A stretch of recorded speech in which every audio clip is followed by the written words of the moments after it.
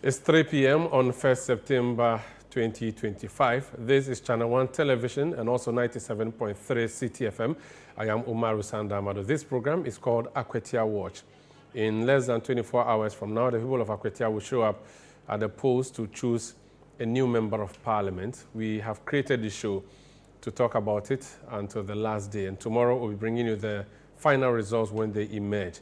But today will be the last, the last show before the election. And I'm glad that you have joined us. We have a full package for you.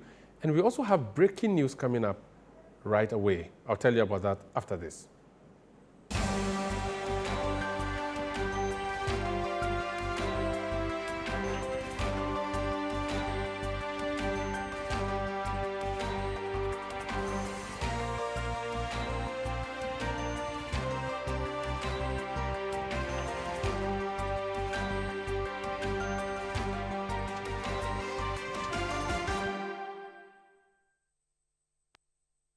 Looking for a one-stop shopping destination for all things made in Ghana? Eager to experience a remarkable fair that showcases the richness, creativity, and innovation behind Ghanaian products and services? Then get ready for the This is Ghana Exhibition 2025. The This is Ghana Exhibition highlights the brilliance of Ghanaian entrepreneurs, artisans, and businesses who continue to shape the narrative of homegrown excellence. This is Ghana's biggest trade fair and exhibition, bringing together SMEs, startups, research and manufacturing sectors, indigenous corporate bodies, and local creatives in one exciting space. The This is Ghana Exhibition 2025. Come explore, engage, and be inspired by the businesses and brands that are redefining Made in Ghana across every sector. Get ready to be thrilled by live performances from Kwampa and the electrifying Inchin Band, adding music, rhythm, and culture to the celebration. The dates: Saturday the 6th and Sunday the 7th of September 2025. Time is 10 a.m. through till 5 p.m. each day. The venue is the A4 Sutherland Children's Park. For enquiries or participation details, call us on 0205-973-973. The This is Ghana Exhibition 2025 is powered by Channel 1 TV and 97.3 City FM and is proudly sponsored by MTN, EcoBank, Side Hustle by EK Brand Consult, Ghana Enterprises Agency, Ghana Export Promotion Authority, Ghana Exim Bank, and AVV Rice, and is supported by Twillium Industrial Company Limited and Built Financial Technologies.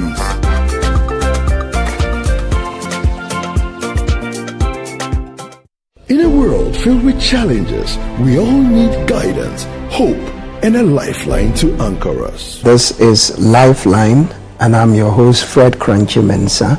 From social issues, relationship challenges, and family matters, Lifeline is here to inspire, uplift, and guide you on your journey. Where we give you support, where we hold your hand through the valley and through the thick and thins of life. Join Bishop Fred Crunchy Mensah. I welcome you especially to Lifeline. Every Tuesday and Thursday at 10 p.m. right here on Channel 1 TV. Let's walk this path together, strengthen our faith, our families, and our lives. Lifeline, because every soul deserves a guiding light. Tune in to Lifeline on Channel 1 TV and let's grow together.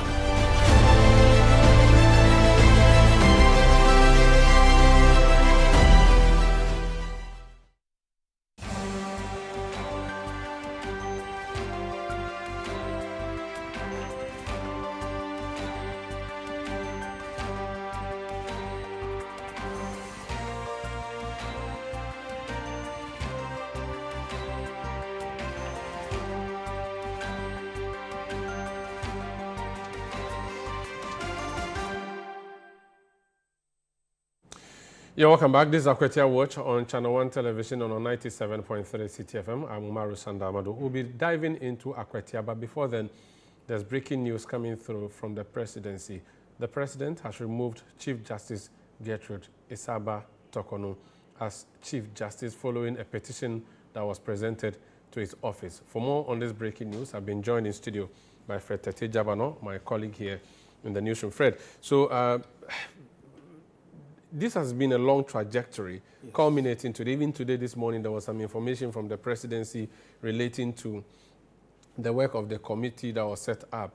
And now, a few hours later, we are receiving this information that she has been removed. What more do we know? Yes, so the Chief Justice, as you rightly said, has been removed from office. This morning, the committee, which was set up, the Article 146 committee, which was set up to look into the petitions which were brought against the Chief Justice, presented the work of one of the petitions. We are told that there were 3 petitions which were presented to the President. The President forwarded them to the Council of State as required by the Constitution 146. The Council of State looked into it, found a prima facie case against the Chief Justice, and then went back to the President, indicating or telling the President of the fact that they had established a prima facie case.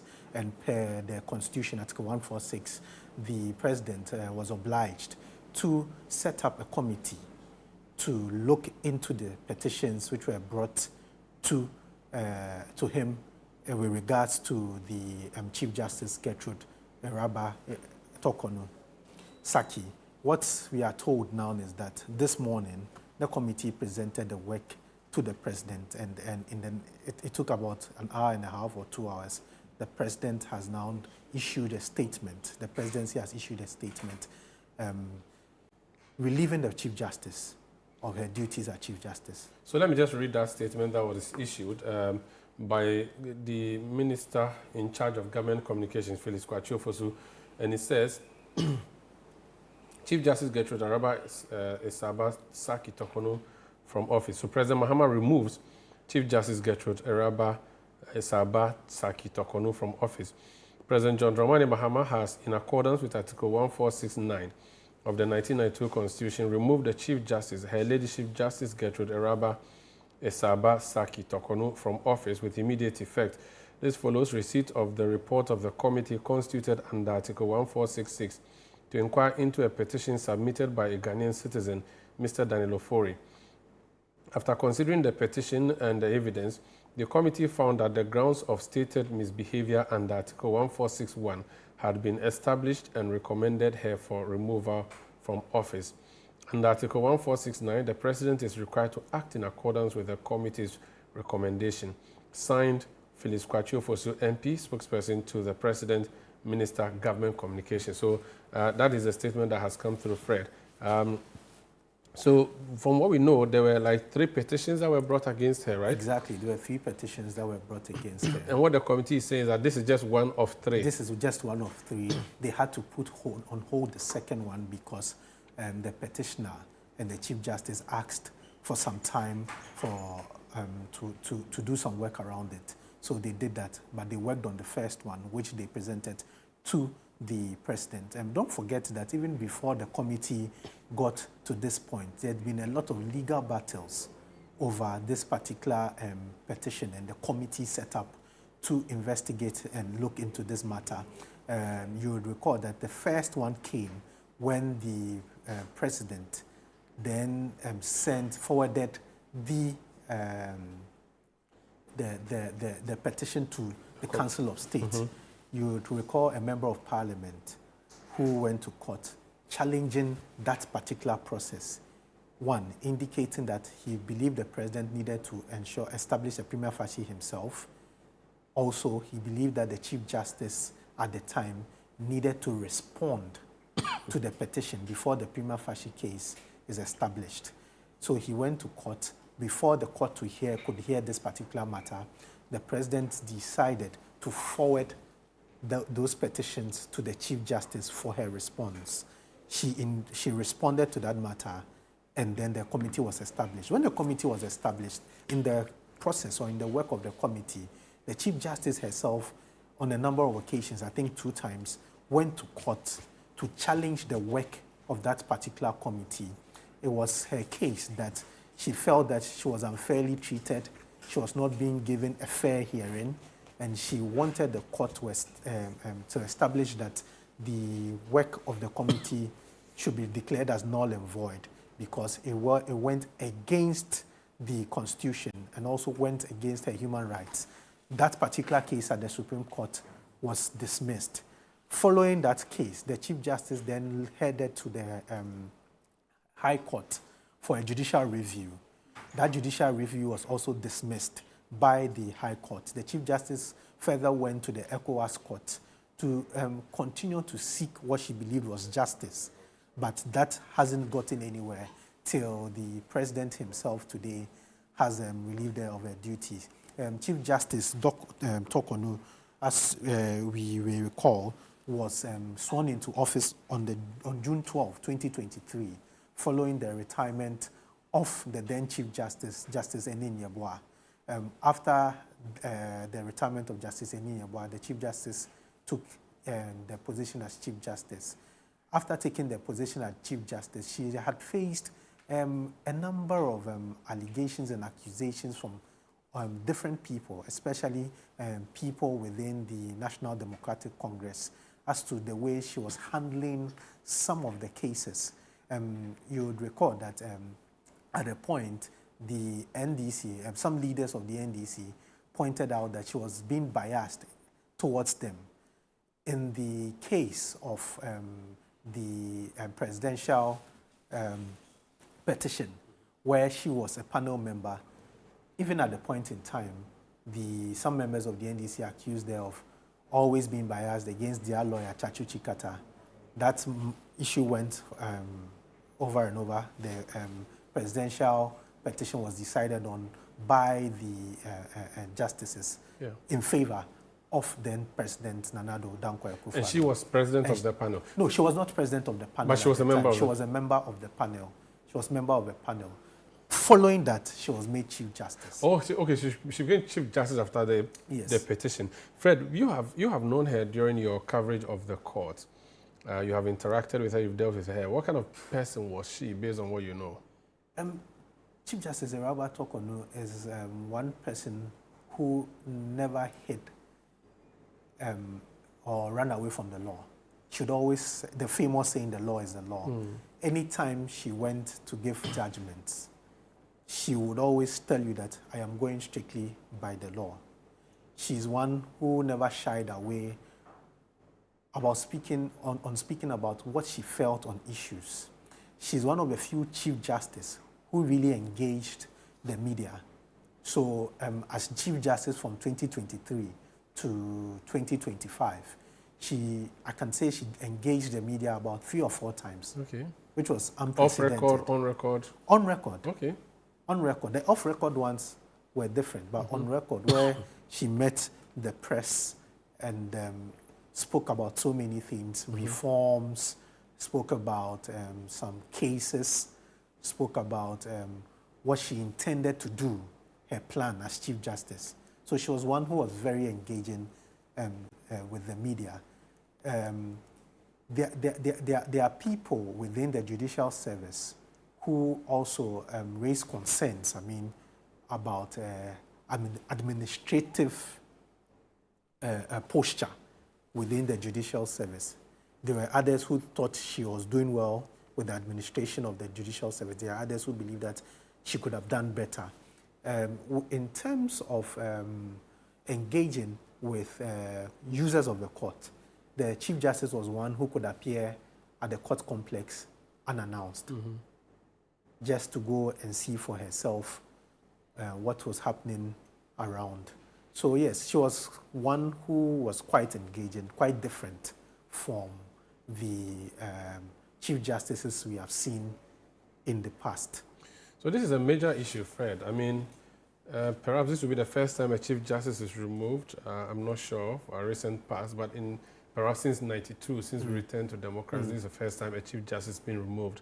But the arguments have always been there. So the MPP members are accusing the president of bias, and that he's doing whatever he's doing because they didn't like the Chief Justice. But you see NDC people say that they have stuck to the process and gone through the proper procedure. It has been a long process coming to where they has gotten to. There have been challenges and all of that culminating in today. Now, before Felix Kwachiofosu issued that statement, the chairman of the committee, Gabriel Scott Parman, his lordship, who chaired that particular panel, led his panel members, including Daniel Odomelovo and others, to go to the president and deliver this particular decision that they have rendered on the Chief Justice. Let's hear what he said before they presented their findings to the president, which resulted in the sacking of the Chief Justice. Since in-camera proceedings is not the same as in secret, we can state that in respect of the first petition, we received evidence by Mr. Daniel Oforo, the first petitioner, through 13 witnesses. Similarly, the Chief Justice in her defense called 12 witnesses, including expert witnesses, as she is entitled to do under the Constitution. The Chief Justice testified personally and was cross-examined. The committee received about 10,000 pages of documentary evidence from both sides. There were 4 lawyers that represented the first petitioner, Daniel Oforo, and 4 lawyers represented the Chief Justice. Mr. President, after critical and dispassionate examination and assessment of all the evidence, including the expert evidence, against the provisions of the Constitution and the relevant laws, we have, without fear or favor, arrived at a recommendation on the first petition. The recommendation is contained in the envelope which I now give to you. So that's Justice Gabriel Scott Poaman presenting that decision that they have arrived at to the President John Dramani Mahama earlier today. The verdict, if you are just joining us on 97.3 CTFM and also on Channel 1 television, is that President John Dramani Mahama, pursuant to a provision of the 1992 Constitution, Article 1469, has removed Chief Justice Gertrude Esaba Tokonu from office as Chief Justice. Earlier, a few hours ago, Justice Poaman and his team presented their findings and recommendations to the President, and based on their recommendation for her removal, she has since been removed, and we're just discussing that here. We're supposed to talk to you about Akwatia, which we'll be talking about because this show is called Akwatia Watch. But I just wanted to give you the breaking news report that is coming through. The Chief Justice herself has had a cause to call a press conference and to explain her position, saying that there was bias against her, but she even has had cause to go to court to challenge the composition of the panel. She has had cause to challenge this issue all the way to the Supreme Court. Lots of what she has put forward has been dismissed. The applications that she went with have been dismissed. Tonight, what we are learning is that 1 out of 3 petitions was ready, or the work on 1 out of 3 petitions is ready, and that's what they went to present.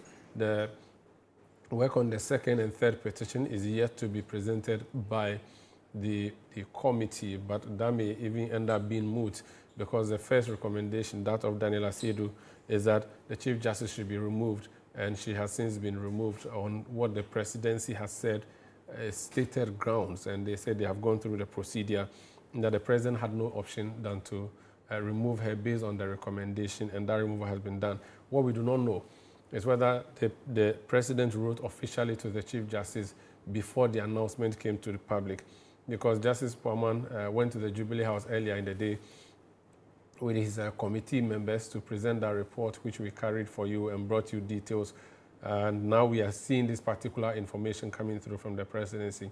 We do not know how the now sacked Chief Justice is going to respond or react to this, but we are working around the clock to see if we can get some reactions from many, many people who have been interested in talking about this particular issue. This is Channel 1 TV. This is 97.3 CTFM. Breaking news story: Justice Gertrude Esaba Tokonu removed as Chief Justice by President John Dramani Mahama, pursuant to Article 1469 of the 1992 Constitution. We'll return with other stories, including what is happening in Akwatia. Tomorrow, they'll be going to the polls.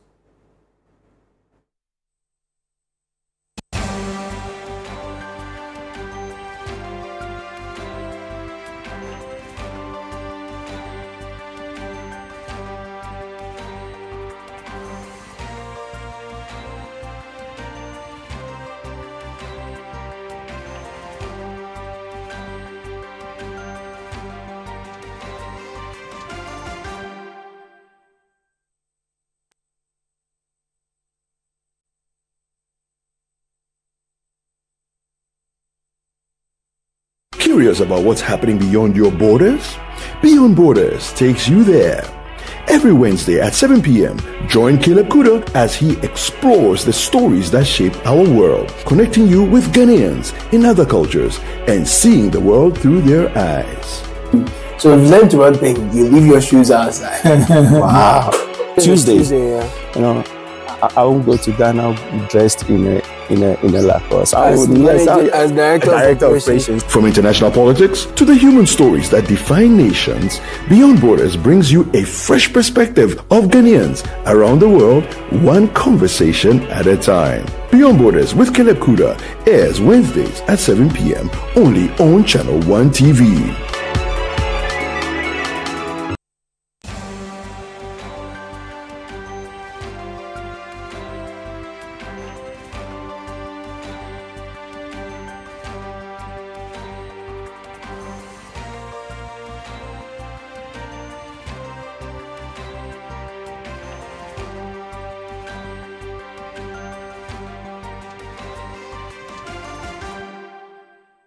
You're welcome back. This is Channel 1 Television. This is 97.3 CTFM. This is Akwatia Watch, but we've put Akwatia on ice briefly because there's some breaking news story that we are dealing with. My name is Umaru Sanda. The Chief Justice has been removed from office by the President. His Minister of State in charge of Government Communications, Felix Kwatiofosu, issued a statement a few minutes ago announcing the decision of the President, which decision the Minister said was hinged on a recommendation made by the Justice Puaman Committee, which presented its report to the Jubilee House earlier today to the President based on the allegations that have been brought against the Chief Justice Gertrude Isaba Tokonu.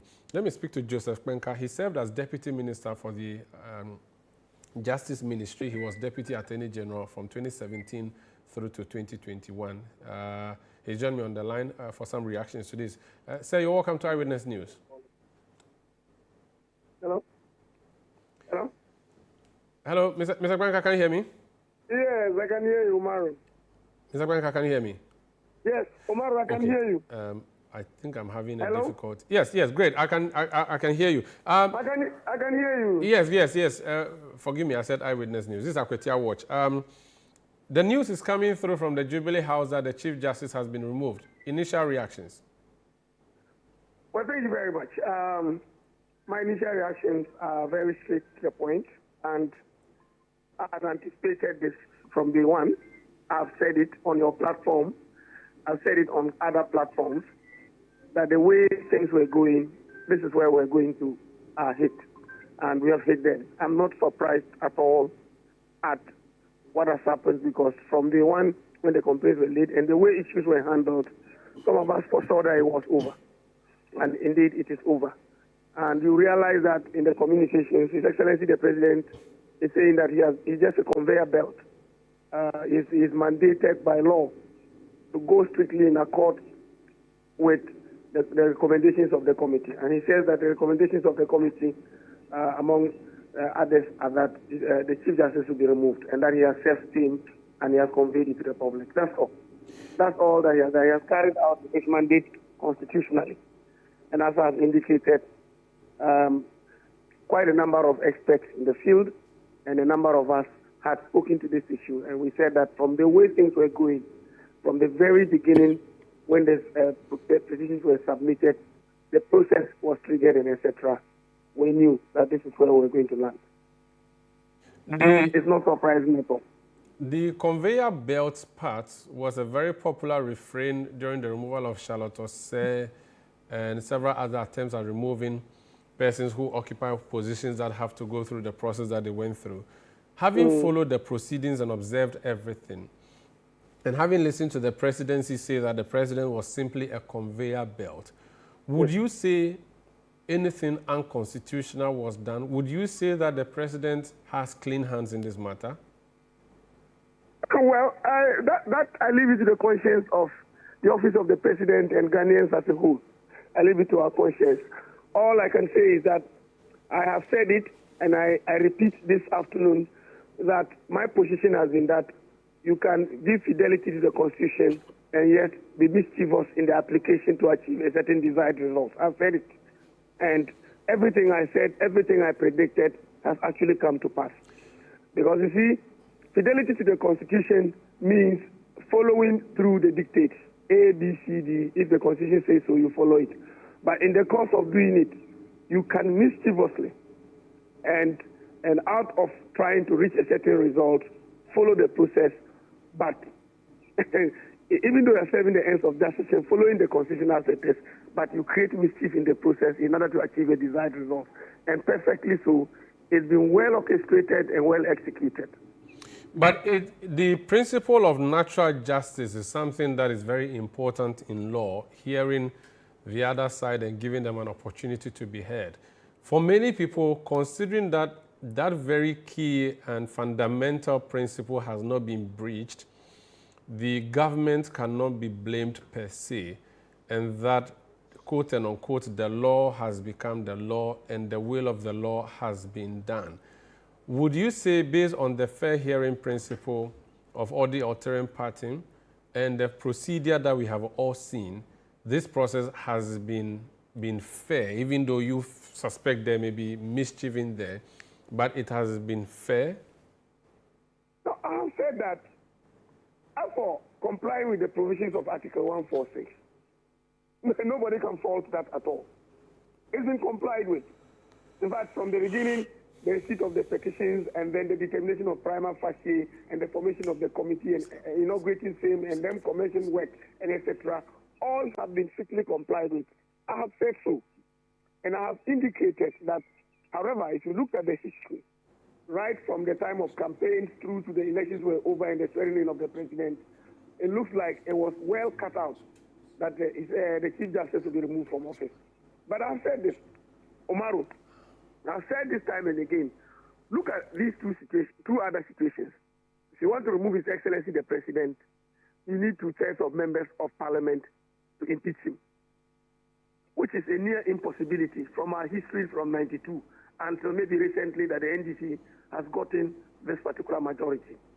If you also, number two, if you want to remove the Speaker of Parliament, you need 2/3 of members of Parliament to do so. But the Chief Justice, all you need is to trigger a process by filing petitions.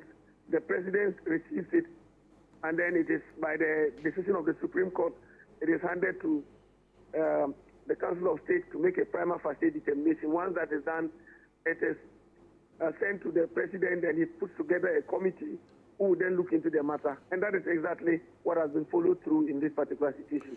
But I've said that right from day one, the idea had been that when the NDC wins power, the Chief Justice will be removed from office, and that has been done. There is a view that this may start a precedent where in the future a new president from a different political party may remove the Chief Justice who they come to meet. In the past, Atta Mills came through, met Georgina Wood, and worked with her. Before then, Kufuor came to office and met the CG appointed by President Rawlings and worked with him. Mahama, when he took over, continued. Nana Rodam Akufo-Addo, when he also came, met a Chief Justice, continued with that Chief Justice, but removed the EC chairperson. And many say that was when the precedent was set, and not necessarily the removal of the Chief Justice today. Do you foresee in the future Chief Justices and maybe EC officers becoming political footballs?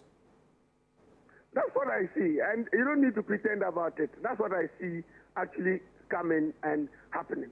You see, when people make the mistake of comparing the removal of the Electoral Commission boss to that of the CJ, it's most unfortunate. The Electoral Commission boss does not head one of the three arms of government, and that equalization is much ado about nothing. And I think that those who do such things are deliberately creating mischief to justify whatever evil intent they may have. Because, you see, if, for example, you begin to compare the removal of the Chief Justice to the removal of the EC chair, then you are saying that those two offices, you are putting them apart. But that cannot be, and that should not be. So, again, you have rightly pointed out, and I am telling you, God giving us long life and putting the nation together, it will be repeated. When a president from a different political party comes up in future, there will definitely be a process filed. However frivolous it is, Council of State will determine that there's a prima facie case. The president will then go ahead and form a committee. The committee will bring the recommendations. The Chief Justice will be removed. That is the danger. So to prevent this, go to the Constitution, amend it, make it stricter. That is your position. That is my position. Very well. If we don't, Umaru, what has happened today will be the beginning of the death of our democracy. Wow. Wow. Thank you. Thank you so much for speaking to us. It's my pleasure. That's Joseph Benka. He's a former Deputy Attorney General. This is Channel One News. This is CTFM. This is Akwatia Watch. Breaking news story. Chief Justice Gertrude Tokonu removed. We'll be going to Akwatia in a bit, but Fred, so there are 3 petitions that were brought. Yes. The President forwarded them to the Council of State, yes, based on the dictates of the law. The recommendation was made that there's a prima facie set up a committee. He has done that. The committee has done its work. Its work was challenged variously. The AG has gone to defend it. Lots of the challenges by the Chief Justice, who is now suspended, were thrown out by the courts. Today, it has culminated in her being removed, but on just one of 3 petitions. Yes. Whose petition is this particular one that led to her being removed? So this petition is coming from Daniel Ofori. Okay. And in this petition, the petitioner raised 21 issues and would summarize these 21 issues. So as part of the petition, one of his issues was that there were some financial and travel allegations. According to Daniel Esiedu, the Chief Justice, during her time as Chief Justice, went on a vacation with her husband and daughter, which were fully paid for. That vacation was fully paid for, with these 2 people, her husband and the daughter, receiving per diems, which he felt was wrong, was against the law. So that is one of the petitions he brought against her, which the committee had. Then there was an issue of the tampering of court records. So in the petition, he raised the case of the Republic versus Jachi Kwesen, where he accused her of tampering with the digital records and handling the matter without involving defense lawyers. So this was one of the other allegations with the tampering of records. Daniel Esiedu went on to accuse the Chief Justice of transferring a case involving Daniel Ofori himself. According to Daniel Esiedu, the Chief Justice allegedly transferred his cases against EcoBank to preferred justices to influence the outcomes, and shifted cases from the justice hearing the case under questionable grounds. So this had to do with issues of involving illegal transferring of cases. He also raised concerns with how the Chief Justice dealt with some judicial administrative issues. He mentioned the case of the Kaswa District Courts and how there was an alleged misconduct in handling some particular issue at the Kaswa District Court. That was one of the issues he also accused the Chief Justice with. Then there was this issue of the judicial appointments and transfers. It's the case of Daniel Ofori that the Chief Justice unconstitutionally nominated justices and sent those names to the President. Okay, the recommendation that recommendation. According to Daniel Ofori, this was unconstitutional, and therefore the Chief Justice should have been removed based on that particular action. He also accused her of unfair transfer of some justices, whom he accused or whom he alleged that the Chief Justice, the now removed Chief Justice, did not like. There was also issues of case assignments and case hearings, how she influenced case assignments and case hearings to favor particular parties in the court, and the fast-tracking of some ex parte applications, all in a bid to favor a particular party. So yes, when you summarize these 21 issues brought against her, these are what they are saying: financial misappropriation, judicial interfering in court cases, which were ongoing, the issue of sending a memo to the President recommending the appointment of some justices, issues of transfers of cases, issues which had to do with the administration of the judicial service. These were the cases Daniel Ofori brought against the Chief Justice. I see. This is Channel 1 TV. This is also 97.3 CTFM. That's Fred Tete Jabano, my colleague here, talking about summarizing for us the petition that has led to the removal of Justice Tokonu as Chief Justice. A few weeks ago, if not over a month ago, she herself held a press conference. Actually, it was in July. Actually, in June, she called a press conference to tell her side of the story, and she said that she was not being treated fairly. We just want to go down memory lane and hear and listen to some of the things that she said. The clear danger is that through this flagrant violation of CI 47 and the darkness of the current proceedings being held in camera behind the walls of Edu Lodge, my lawyers and I can come to the end of the proceedings.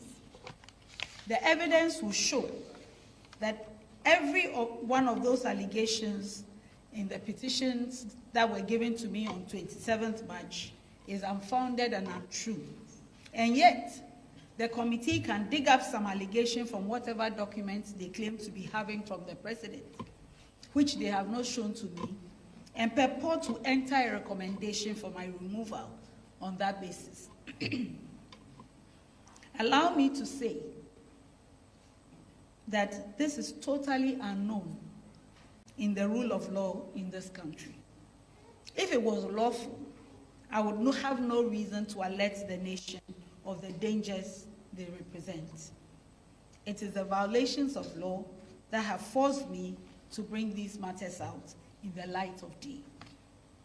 The final and fourth reason for this statement is that I have heard on several occasions from loved ones, persons who care, persons who may not know me beyond my public duties, and many who think that since these proceedings seem to be carefully staged to result in my removal as Chief Justice, it would be best if I just retired or resigned, rather than subject myself to an ill-motivated process.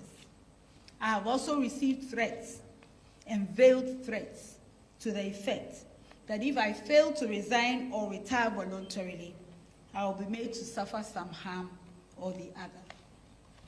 I've also heard commentaries in the media about how this process was born out of a stated political agenda to remove me and control the judiciary, and that it is a political effort that can only result in an outcome that was decided long before. This is Channel 1 Television. This is 97.3 CTFM. Akwatia Watch is the program, but we just have to briefly talk about the breaking news coming through the removal of the Chief Justice. We'll take a break and come back with more, please.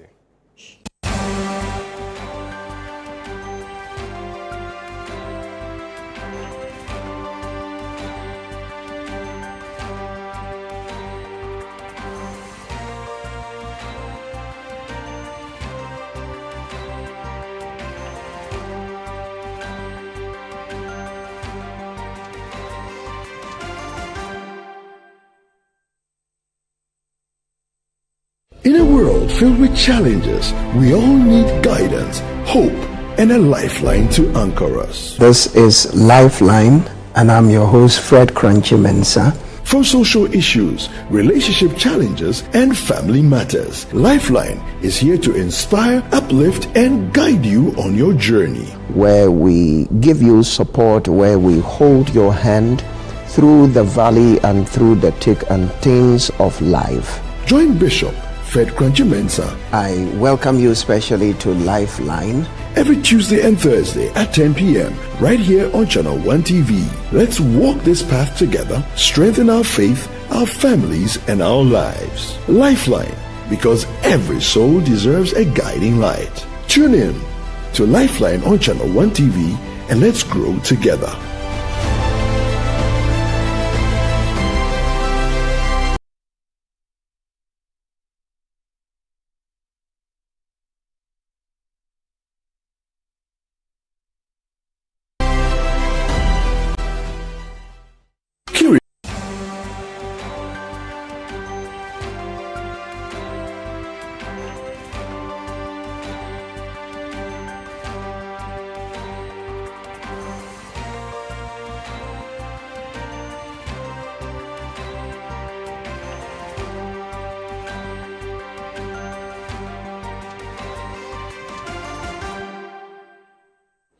You're welcome back to Channel 1 Television and 97.3 City FM. Breaking news story. Chief Justice Gertrude Tokonu has been removed from office by the President of the Republic, John Dramani Mahama. The announcement was contained in a statement issued by Phyllis Kwachiofosu, Member of Parliament, Minister of State in charge of Government Communication. He's actually joined us on the line now for further details on this. Honorable, you're welcome to our coverage of this breaking news story coming through.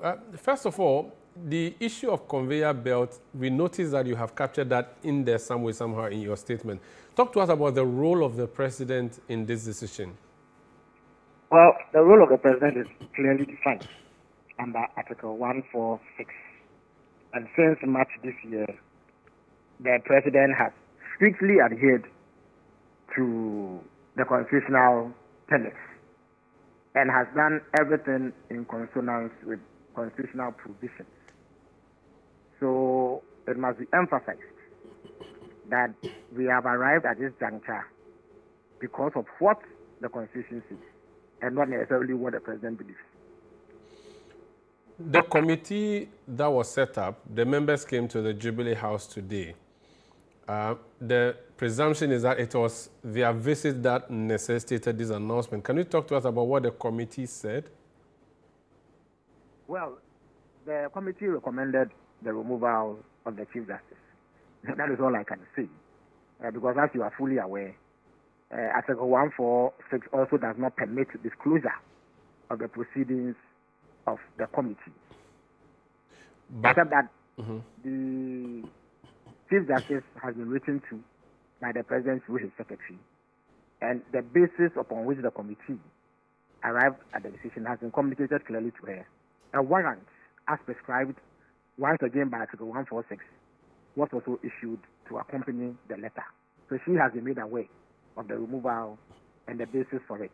But I am not permitted by law to make any disclosures beyond the fact that the President has complied with the recommendations of the committee.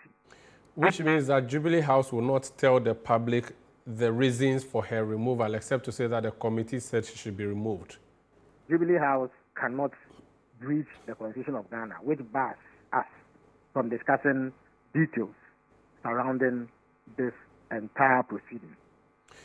However, the expedited nature of the process is curious, isn't it? That 3 hours or so ago, the committee members came to the President to brief him and deliver to him a sealed envelope.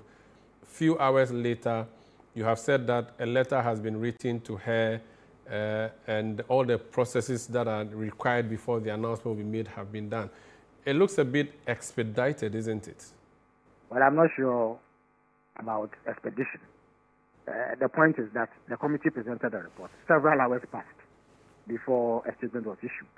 You see, the President cannot take a position either in favor of or against the recommendation of the committee.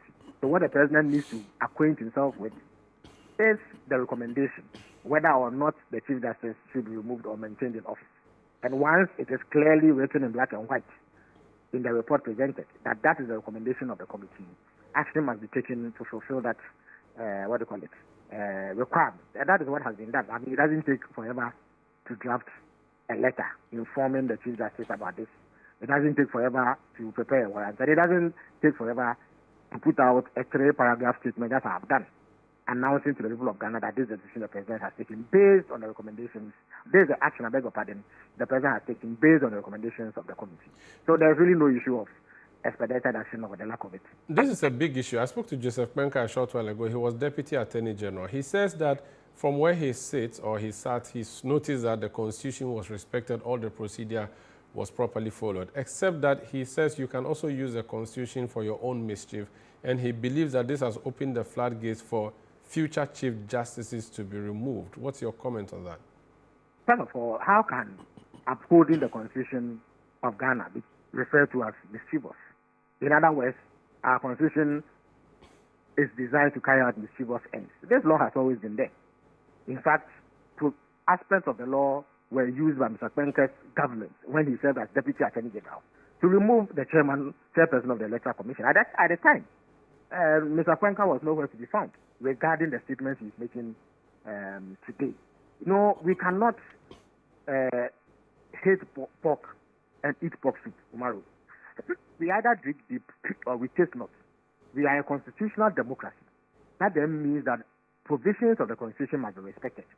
Now, we cannot choose and pick as and when we accept the carrying out of provisions of the constitution based on where we stand on the political divide or what our particular interest is in a particular case. We also cannot begin to implement a sacred cow philosophy, I beg your pardon, in Ghana, where depending on the weight or magnitude of an individual involved in a particular case, we refuse to stick to constitutional injunctions. I don't think that we can get to that point. If we believe that we are a constitutional democracy, then we must act as such. And in this instance, that is precisely what has happened. They say that you have set a bad precedent and that as a party you have promised to remove the Chief Justice and you have carried that out. How do you respond to that? I would like to hear about the promise that is under reference. Do you know of anybody, President Mahama, myself, or any other person in decision-making position who made such a promise? And indeed, how could such a promise have been made? No such promise was made. The other issue too is that when people speak about setting a bad precedent, I do not know what they are talking about. Umaru, is it being suggested that adhering to the Constitution to carry out a process which is prescribed by that Constitution itself sets a bad precedent? Indeed, what would be a bad precedent is to fail to act simply because of the weight of the individual in question. Umaru, if you violate Ghanaian law, if I violate Ghanaian law, we should be dealt with according to that law. But the moment you begin to see that Umaru is such a big, huge personality in Ghana, that despite evidence of wrongdoing and despite the availability of clearly defined provisions in the Constitution to address that matter, we will not act. The day we do that, that is when we would have set a bad precedent. So to be honest with you, I fail to grasp the point of those who refer to what exactly is a bad precedent. And mostly this has come from opponents of this government. The same people who applied the Constitution to remove the head of an independent body, the Electoral Commission, in 2018 or so. How then do they suddenly turn around and oppose the use of that same provision of the Constitution to carry out this exercise as prescribed by that Constitution? Finally, as one of 3 petitions that was that had work done and reports presented today, what happens to the remaining 2? Have they effectively become moot and the committee will stop work, or the committee will go back and work on the other 2? Well, that is within the bosom of the committee, as Justice Waman explained this morning when he made some brief remarks upon presentation of the report to the President. It was the parties involved in the adjudication themselves who requested an adjournment of those 2 cases. The committee was prepared and ready to go into those matters, but the parties made representations before them that they adjourned it. However, no such request was forthcoming in respect of the petition presented by Mr. Daniel Ofori. So it is on the basis of the work that the committee did on Mr. Daniel Ofori's petition that this report was submitted, and the recommendations contained in the made, upon which the President has taken this particular action. Very well. Thank you so much. So it is up to the committee to determine whether they carry on with the work of looking into the 2 other petitions or they bring it to an end at this stage. Thank you so much for speaking to us. The pleasure is mine. That's Felix Kwachio, Member of Parliament for Abra Sebu Kwamankesi. He's Minister of State in charge of Government Communication, confirming and giving a few details about the removal of the Chief Justice Gertrude Tokono. This is Channel 1 Television, 97.3 City FM. Let's talk about Akwatia now, shall we? The people of Akwatia in the Eastern region will be going to the polls tomorrow to elect a new Member of Parliament following the death of their MP, Ernest Yao Komi. We have deployed so many people into that constituency, but there are not as many as the police deployment in that particular constituency. I'm going to touch base. Do I have Sami Wiafi on the line joining us? Okay, so we'll be touching base with the Akwatia constituency where we have a number of our colleagues here covering the election for us, the by-election. But before then, Neoni Amate Kanako did a report summarizing how the 2 campaigns have been touching base. The NPP did their own final rallies. It wasn't a rally really, but some engagement of a sort where Dr. Mahmoud Bawumia, the former vice president, was in attendance and spoke. So was Minority Leader Alexander Afenyo Markin. The NDC also did its own rally, the final talk before the elections tomorrow. On Thursday night, there was a vigil in the memory or honor of Ernest Kumi, and then on Friday, the 1-week observation of his passing was done. That led to some fracas that we saw, where there were some back and forth over the presence of General Asedu Nketia, General Mosquito, chairman of the NDC. All of these things happened prior to the weekend. But for now, the Electoral Commission is saying to us that all ballot papers are ready, and it is very ready for the exercise tomorrow. In fact, Nenia Matokanoko has sent us a report earlier in the day saying to us that the Electoral Commission has been giving a briefing to the media personnel gathered there, explaining what the situation in relation to that matter is. Let me just say that I said the Electoral Commission says it is ready for the Akwatia by-election, which is scheduled for tomorrow. Now, the Eastern Regional Director of the EC, John Apia Bafo, said that the ballot papers had been packaged and appropriately distributed to all the areas.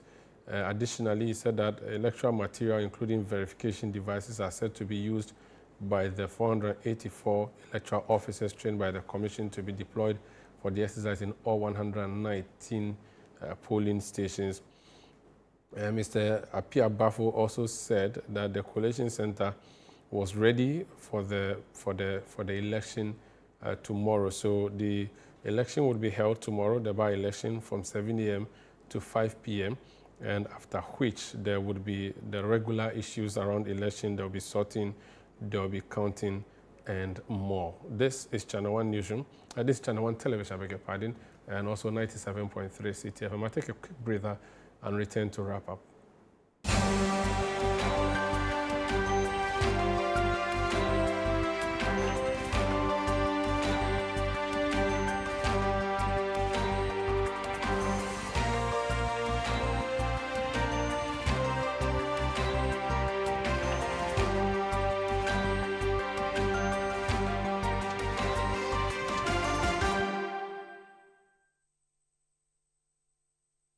Curious about what's happening beyond your borders? Beyond Borders takes you there. Every Wednesday at 7 p.m., join Caleb Kuda as he explores the stories that shape our world, connecting you with Ghanaians in other cultures and seeing the world through their eyes. So if you learn one thing, you leave your shoes outside. Wow. Tuesday, you know, I won't go to Ghana dressed in a Lacoste. As director of operations. From international politics to the human stories that define nations, Beyond Borders brings you a fresh perspective of Ghanaians around the world, one conversation at a time. Beyond Borders with Caleb Kuda airs Wednesdays at 7 p.m. only on Channel 1 TV.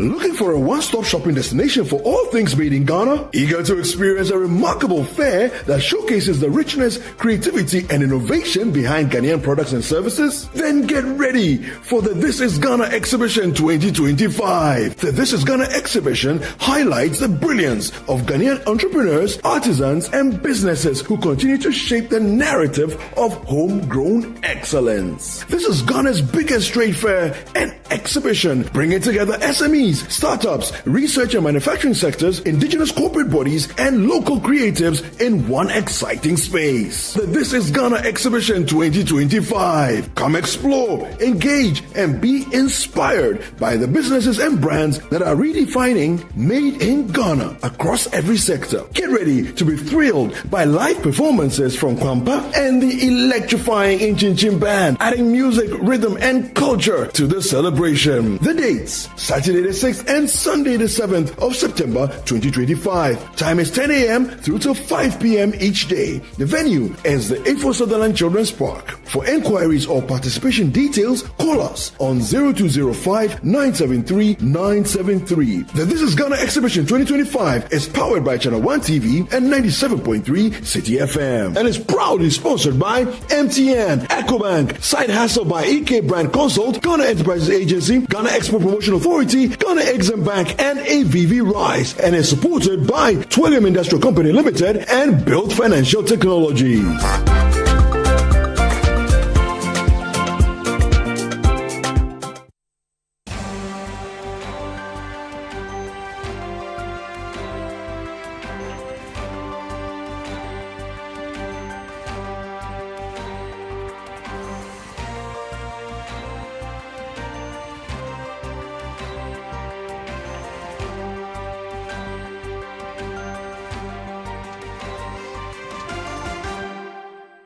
You're welcome back. Let's talk about Akwatia constituency now. The whole time we've been busy talking about Justice Tokonu, who has been removed as Chief Justice. Let me go to Sami Wiafi.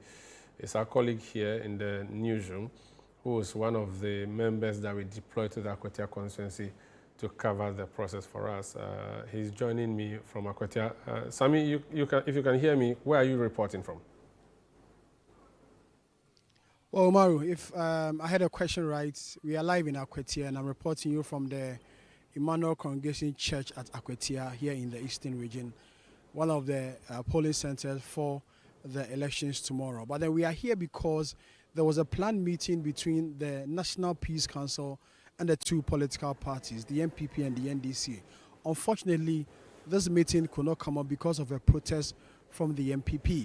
Their issue is that when the letter was issued, they were expecting the leadership of the NDC to be present at this meeting. And so for them to only come here and come and meet only constituency executives made up of constituency secretaries and constituency youth organizers and the rest, they felt it was an insult to the whole cry for peace within the Akwatia constituency. And so for them, for the New Patriotic Party, the national organizer was here, Nanabi, the national youth organizer, Salam, and the Eastern Regional Chairman, Jeff Kunedu. They represented the MPP at this meeting. And so for them to have only representatives of the NDC being constituency executives and constituency officers, they felt that it was below the belt. And so they raised protests.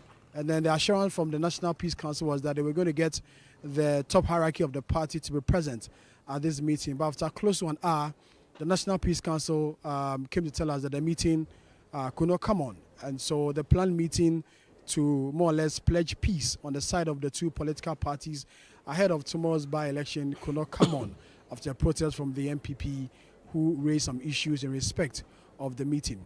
Aside that, security has been top here in the Akwatia constituency. Umaru, almost everywhere you pass, you see a police officer here. The IGP himself has been here already and spoken to his men on the ground. As you're aware, he told the entire Ghanaian populace that he's going to deploy close to 5,500 security men, comprising the Ghana Police Service, to be present at tomorrow's by-election. And true to his words, Umaru, almost everywhere you pass within the Akwatia constituency, you will see police officers, ensuring that there's security, law and order. I had an engagement with the leadership of the police, and they tell me that in every polling station, they may want to deploy close to 5 police officers.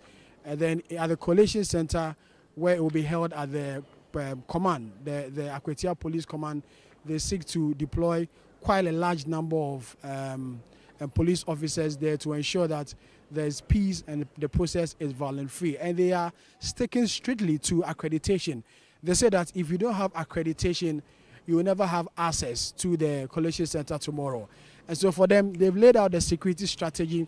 They've put down the policies and programs to ensure that the Akwatia by-election does not record any violence as recorded in some other countries, in some other constituencies, or in the recent election that took place at the Ablikuma North constituency, Umaru. So, Sami, the election campaign is not supposed to be happening today, but do we still have party members perhaps moving around trying to lobby? Oh yes, you still see them.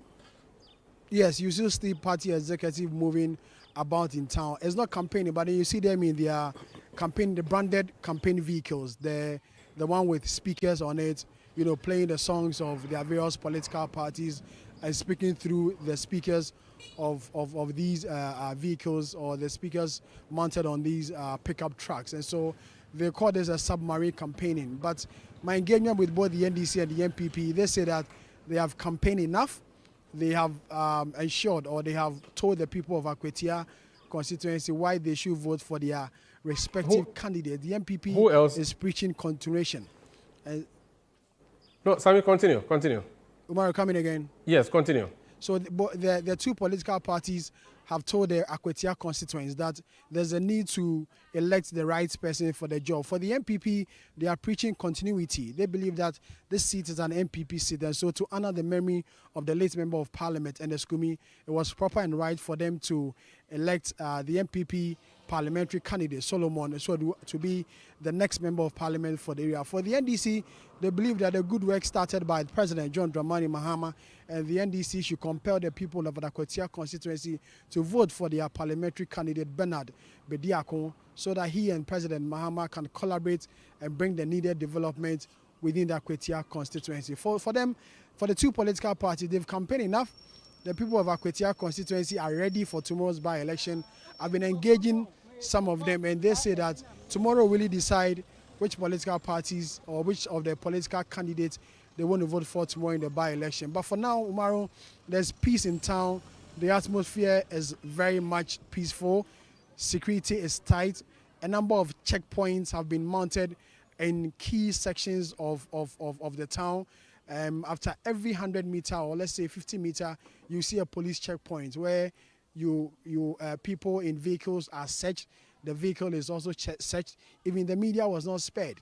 You are searched. You are asked of your ID card before you are given access to certain places that you want to go. So security is top-notch. It is a belief, expectation, and hope that the same security arrangements as put in place by the IGP and the Ghana Police Service will continue tomorrow. So the assurance that they've given, and the political parties are also confident that this security arrangement put in place by the Ghana Police Service will continue. I spoke to Mr. Henry Korte, a former Minister of Interior, who is leading the MPP security details to ensure that there's peace and order and violent-free election.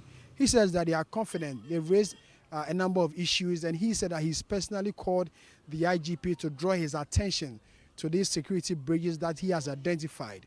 And so he believes that by tomorrow, on Tuesday, the IGP will be able to put measures in place to ensure that the challenge that he raised as a former Interior Minister will be addressed.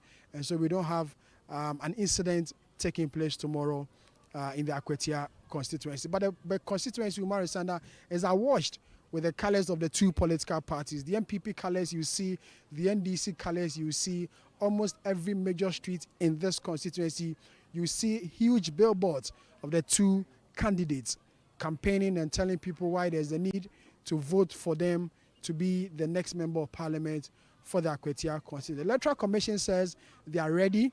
They say that by 2 a.m. they will start deploying the electoral materials to the various polling centers or polling stations.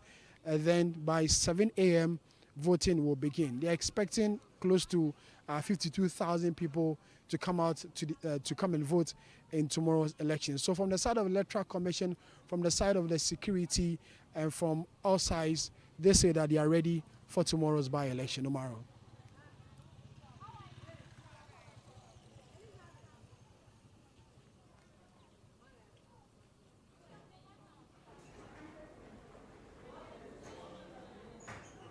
Sami, if you can hear me, so what's about military deployment? Did you see military personnel aside the police personnel you saw? No, Umaru, there are no military presence. We've been here since morning. We've roamed through all the principal streets of the Akwatia constituency.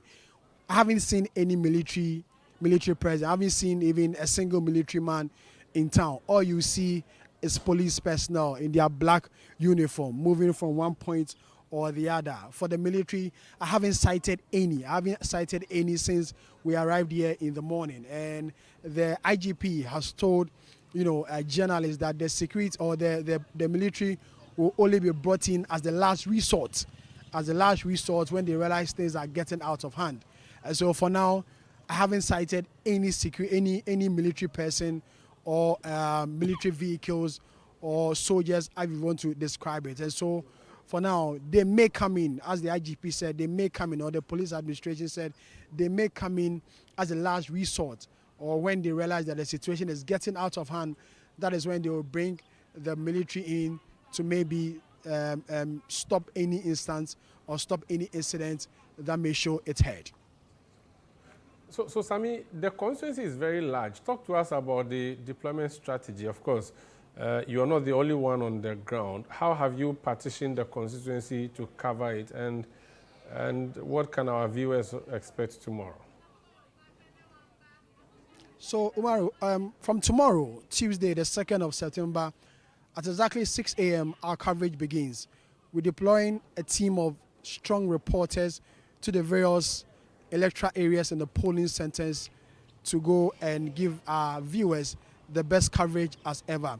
We've identified some areas we believe to be hotspots within the constituency, and so we will deploy to these areas to ensure that coverage there goes on successfully.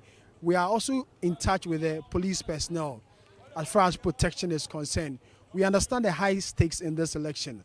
On the back of what happened in the Blekuma North constituency, the team of journalists on the ground here from Channel 1 TV are taking caution and to ensure that our safety is paramount. And so we have alerted the security officials, especially the police and especially the commanders who will be in charge of the various electoral areas in this constituency about our presence and how we will wish to move with them in their operations. And they're giving us all the assurance that they are going to give us the necessary protection as we want. Not just only Channel 1 reporters, any other journalists accredited to be here to give coverage of this by-election, every needed protection that journalists will need as far as this election is concerned. The police have given us the firm assurance that they are going to provide us with that particular protection. So myself, Charles Owusu Kumi, Fauzu Masamaudu, and then Neoni Kanaku, our Eastern Regional Correspondent. We are covering this election in the Akwatia constituency from 6 a.m. Tomorrow till the winner is declared by the Electoral Commission. And when that is done, we may want to call it a day. But until that declaration is done, every detail, every incident, every report, and everything you need to know as far as the Akwatia by-election, we on Channel 1 Television will bring you live updates on television, online, on radio, and everywhere you see our presence. Remember, we are giving you an update on what to expect from the Akwatia constituency by-election. So this is your #1 TV station as far as updates on the Akwatia by-election is concerned. Indeed. Thank you so much, Sami Biafe, my colleague in Akwatia. Let me go to another part of the constituency where Fauzu Masawudu is joining us. Fauzu, welcome to our coverage. Which part of the constituency are you in, and what can you report?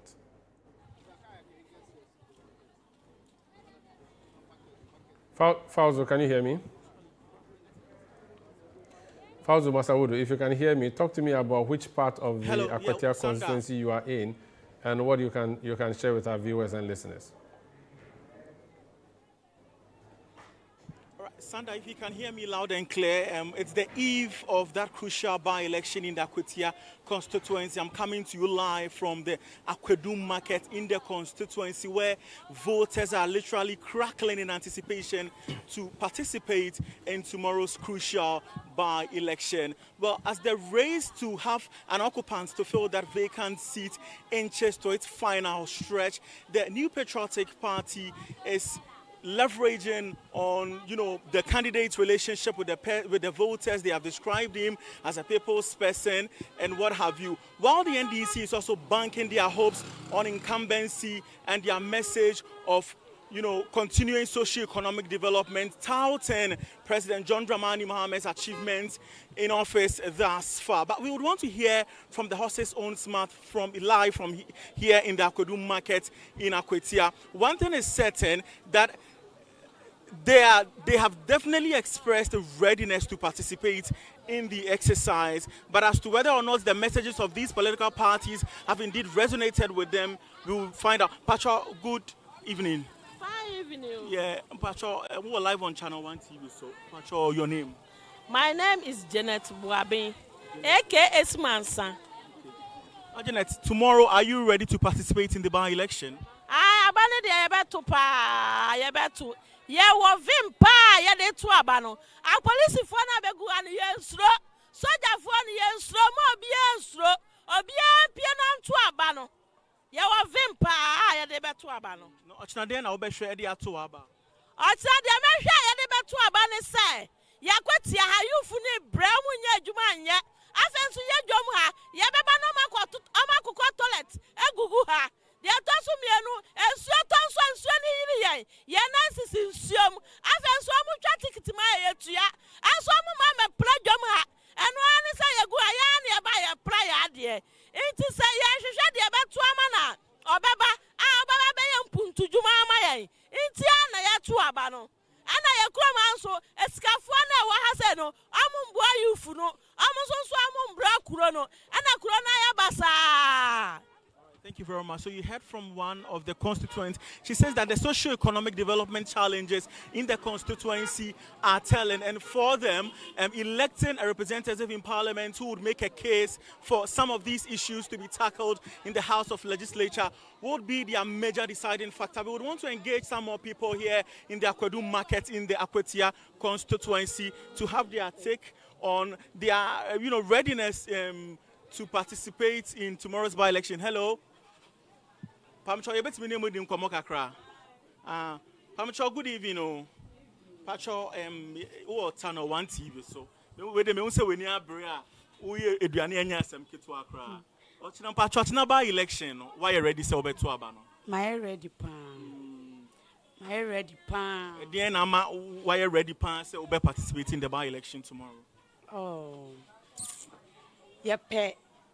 The obetimi ama ekrona etumpon. Nti my ready pan. I'm watching ebeko.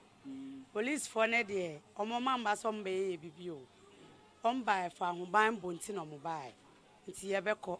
Mo obi ansuro obi ambra ne nkoto aba no. Utu wi akɔhye ofie. Uni obi ani asem. Aha. Ba oba na be ntutu asem de a. Ene omo so mo no obedi. Na parties menu no omo obia propagating a message bi wo ha to asum. Me ba chon ai. Pesa obeka party crow. Me pesa me ka. Okay, yeah, that's a pan. Okay.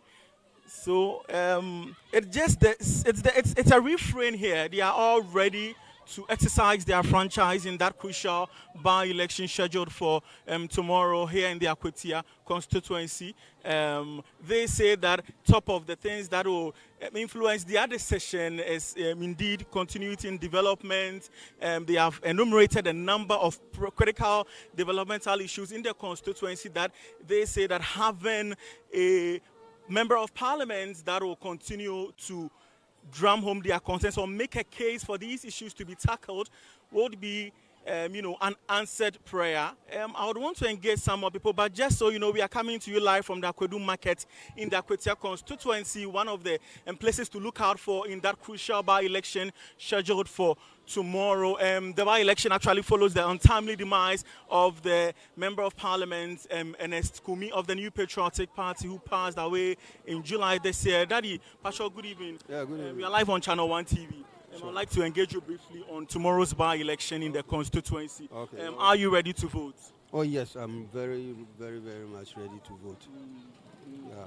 What are the things you look out for? Oh, it's simple. Akwatia is a flashpoint. And a number of police and soldiers are around because they thought maybe something might have maybe happened or something of that sort. But that is not what the people are saying.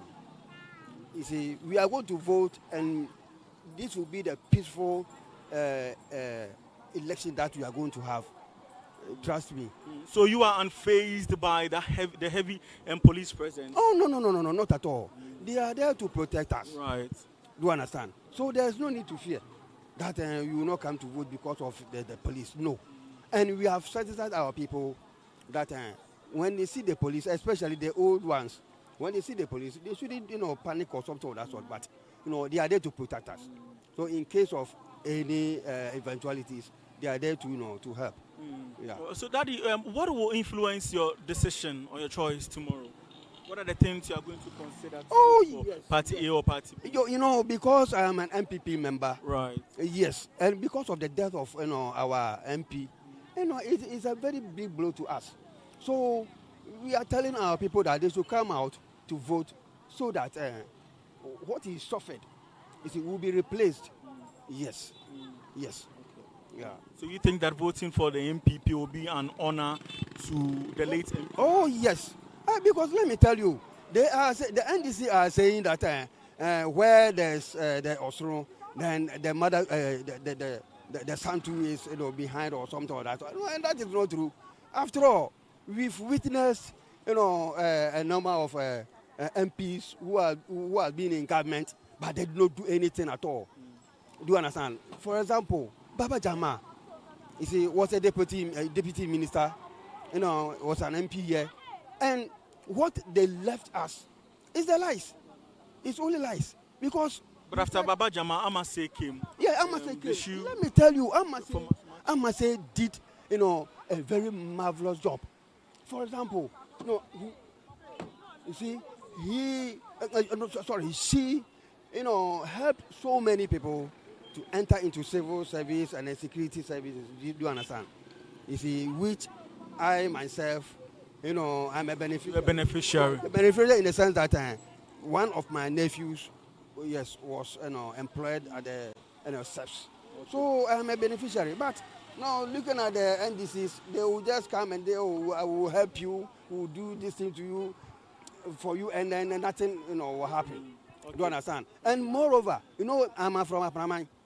You see, they are propagating that because that place is a mining area, they are coming to mine the forest, and if you don't vote for them, you will not get some of the work to do. You see, this is what they are propagating. But I'm telling you, this one, we have seen it, we have heard it. All right. Thank you very much. We are not perturbed about what they are saying. All right. Thank you so much. Sure, Thank you so much. All right. So you heard from the Sanda. One thing is very clear. One of the strategies of the New Patriotic Party going into this by-election was to, capitalize on the sympathy that was characterized by the passing of the Member of Parliament, that's Ernest Kumi. And from the conversations or interactions that I've had with constituents, I can tell you that that message seemed to be resonating with a section of the voters. But we would have to wait to see if indeed it will translate into vote tomorrow. But just to give you a visual representation of what the area looks like, it's business as usual. Actually, we know that per electoral rules, active campaigns are not supposed to be seen happening a day or some hours to the election, and so the strategy of both political parties indeed is to have a more retailed campaign where they are having one-on-one session, calling voters. We understand going through the voter roll to see that their message have reached every nook and cranny of the constituency, even as they consolidate their gains or their chances ahead of tomorrow's, crucial by-election. I see some members of the National Democratic Congress. I want to also engage you briefly. You are live on Channel 1 television. Yeah, thank you so much. Yeah, please tell me your name. Yeah, my name is Eric Kofi Paddy, the Adenta constituency organizer, together with my Ablikuma North, Ayawaso North organizer and the deputy organizer. Then the Ayawaso executives, and then my executive from Ofuansi Ayiribi. Wow, this is a massive NDC squad here to support your candidate, that's Bernard Bediako. How does it look like for the NDC? I mean, it's a day to the election. Yeah, NDC, tactically, we are the submarine organizers. Normally, our strategies are within the confines of the electoral areas. So currently, we are keeping everyone online to ensure that the people who vote come out to vote massively. Yeah, so currently we are reaching out to the voters. Yeah, exactly so. And I can tell you that yes, with our heavy presence here, some of them, one way or the other, they have one or two reasons why they don't want to vote. Our coming our numbers has convinced a lot of them to come and then vote, because they are looking at the reset agenda of John Mahama, that if you joined this team, definitely you also win some development. But if you vote for oppositions, it will be difficult to lobby for whatever project you want in your constituency. So I can tell you so far, so good. But we are not too much complacent. Until the bones are rotting, we never say die. That's what we are doing now. All right. So Operation Win every voters in Akwatia. That is our strategy. By what percentage is the NDC winning tomorrow with, if you are so confident of emerging victorious indeed? Oh, we are working towards at least 70 to 75%. They're not overly ambitious. Of course, when you are going for this particular operation, you must have your target. And that's the target we have. We have a standard target we have set that until it's over, our 70 to 75% must be achieved. Yes. All right. Thank you so much. Right. It's been a political meet me there here in the Akwatia constituency. So you heard from him. It's not just about persons from within the constituency, but from across the country. They have all converged here in the constituency to, throw their support behind their respective candidates, and while they're still hopeful of emerging victorious. Okay. This is the NDC office in the Akwatia constituency, and if you walk just a few meters uphill, is also the New Patriotic Party's constituency office. Both offices have, a relatively, intense activity going on as they ramp up efforts ahead of tomorrow's crucial by-election in the Akwatia constituency. Thank you so much. Fauzu Masawudo reporting from Akwatia constituency in between the NDC and NPP constituency offices there. He's pegged there. Let me go to another part of the constituency where Charles Owusukumi is also joining us via Zoom to share with us what he's finding. Charles, if you can hear me, which part of the constituency are you in and what can you report? Well, Sanda, I am currently in neighboring Sadiq constituency. Akwatia Sadiq neighbors, their boundary. I'm actually returning from which one of the communities in Akwatia, but we had to take the longer route through Sadiq because the route from Akwatia to Wenchi is really bad. That road is really bad, so we have to take the longer route through Sadiq all the way. I'm going to take the Odan road to be able to get to Wenchi. Now, the report from Wenchi is that the people are expectant. They are waiting for tomorrow. We know that Wenchi is an NPP stronghold. Wenchi is where the former MP died and has hailed from. The NPP, his family members and some friends held his 1 week observance on Friday in Wenchi. The NPP is banking on the vote in Wenchi to be able to win this election. And so we had some engagement with some of the voters there, and they are saying that, well, NSB was a good NP to them. They're hoping to replace him with an NP for the others. For the NDC side, we say that, well, they are hoping for development. They want development within the Wenchi township. They showed us some places in Wenchi, some of the roads. They say that they hope the roads can be better. And they believe that if the member of parliament is also in government, then their chances of getting these projects are higher. So they would vote for the NDC candidate. When she also, in the past, has of violence, but the people have assured us that, well, for them, it's just a by-election, it's just an election they're going into. They are all brothers and sisters, and so they're hoping for a peaceful process tomorrow. Another issue that also popped out there was the issue of mining. Some of the young people we engaged are all involved in mining. There's nothing to do there. Some of them, they do the mining on their own legally. Others are also working there in Wenchi. So they are all hoping that by tomorrow, by close of day tomorrow, they will have a member of parliament. Like I said, we had to take a very long route that's taking us about an hour before we can get to Akwatia. Like I told you, that route is quite bad. We go through Kede. There's an interesting route through Kede. The Ghana oil palm plantations. They have huge oil palm plantations there. There's a route through the oil palm plantations, and on that route, we had to take that to be able to get to Kaprasi before we finally got to Wenchi Township. So the report from there is that all is set. There are about 8 polling stations there where about 4,000 people are expected to vote in the Western Country of Sanda. Do you see people perhaps who live in the Odan constituency who have to go to Akwatia to vote preparing? Do you get that sense? Or generally you just use Odan to connect to Wenchi and that's all that there is to Odan in relation to the Akwatia election tomorrow?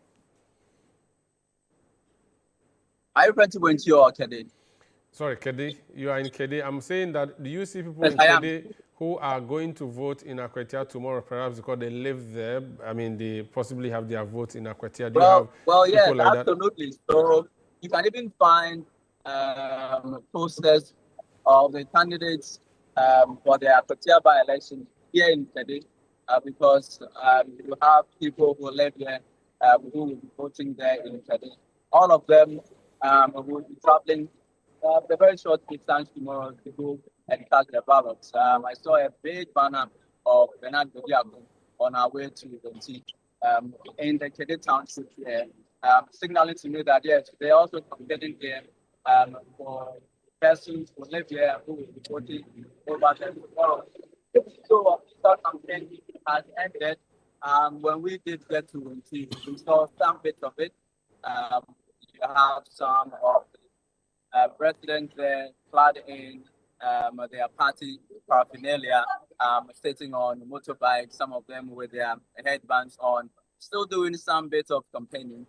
We've not seen officials of the political parties themselves involved in this campaigning. It's just the president themselves who are going about bantering each other and expecting that tomorrow their parties will win. Well, keep eyes on the ground for us. So, which means tomorrow we will be in Wenchi for us. Is that your coverage strategy for tomorrow?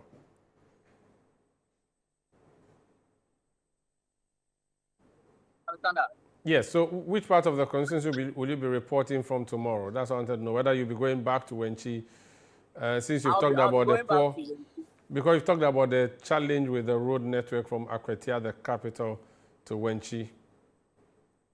Yes, so we'd have to find a way and get there very early tomorrow morning. The polls begin at 7. Like I said, it's about an hour's drive if you're going through here. So yeah, we'll have to find a way and get there very early because I will be going there to Wenchi. Okay. But Charles, the people of Wenchi, we are told generally vote NPP. Did you get that in the sampling of voices that you went to do? Kindly come again, Sanda. We are told that the people of Wenchi generally vote NPP. Did you get that sense when you went to the community to speak to people? Yes. So right when you enter the town, you get that feeling that this is an NPP town. But of course, there are some NDC elements in there. Like I said earlier, their reasoning for wanting to vote for the NDC is because they say that for years there's been very little development in Wenchi, and so they believe that they want to, vote for a new party, which is the NDC. Wenchi has historically voted for the NPP. They want to try the NDC, which is in government, which has the state resources to allocate to wherever the president wants to allocate these resources. And they believe that every MP is from the NDC. These resources may be allocated to the people of Akwatia and to some extent the Wenchi community. But of course, largely the people there are pro-NPP. The NPP candidate, Asumani, is very, very popular there. I also mentioned that the former MP who passed is from Wenchi. So there are some sentiments within the NPP there. The party may get some sympathy votes as a result of the fact that the former MP hails from that community, but largely they are NPP people, and they like Asumani because they say that he has employed lots of people there. He has businesses and is working with a lot of young people.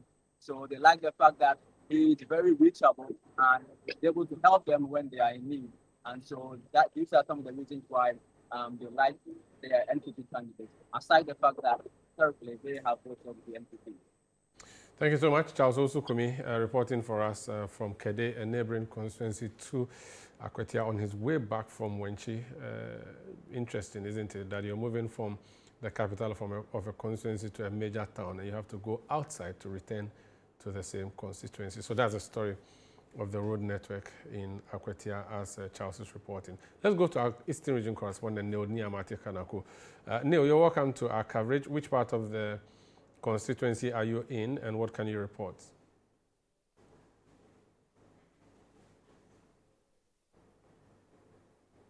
Neil, can you hear me?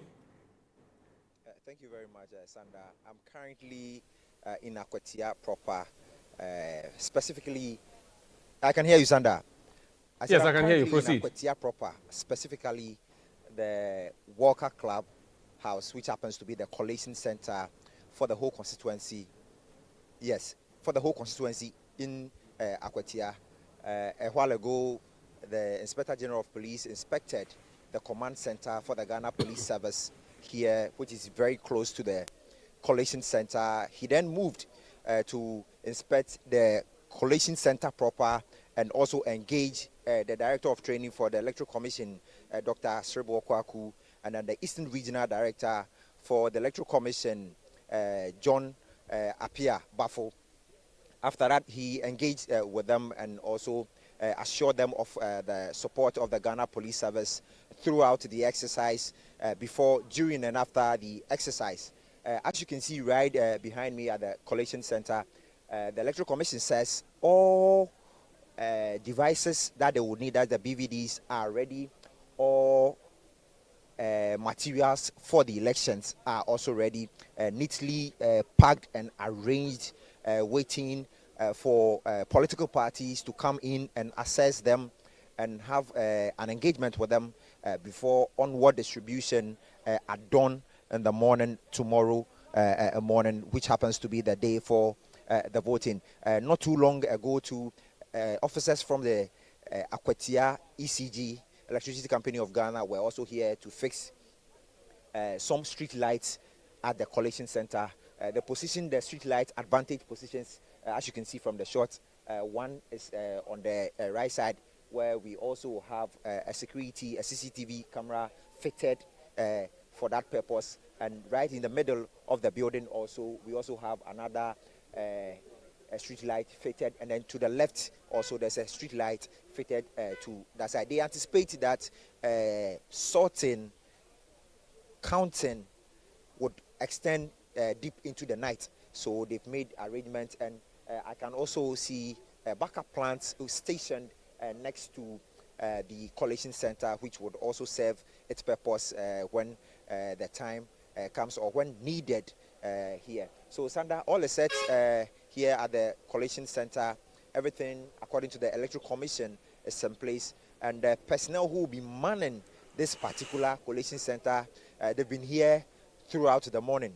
I understand they've been asked to go back and then take a rest, and then come later at 11 a.m. where they are going to be stationed and properly mount surveillance here at the collation center. Sanda. One thing I've been curious about, are there two candidates in this election officially on the ballot paper or three? What do you know? What have you seen so far?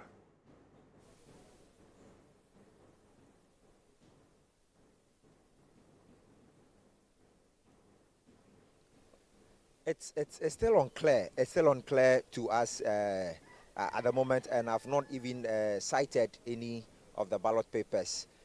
But one thing that I know is we have the NPP Solomon Asumedu on it, and we also have the NDC candidate Lawyer Bediako on it, and then an independent candidate also on the ballot paper. But from what we've been seeing here at the collation center, people trooping, we've only seen reps from the NPP and then NDC side coming here at the collation center to engage the Electoral Commission on tomorrow's event.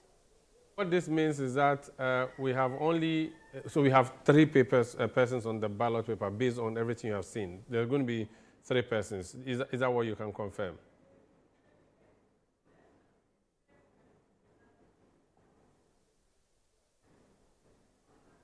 Yes, please. Yes, please.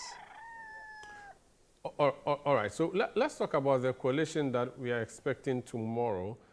The police say they are very ready. But the same police we're talking about, we're hearing that the numbers are just too many. What's the reaction of community members or constituents about the number of police personnel present? And have you seen military personnel around as well?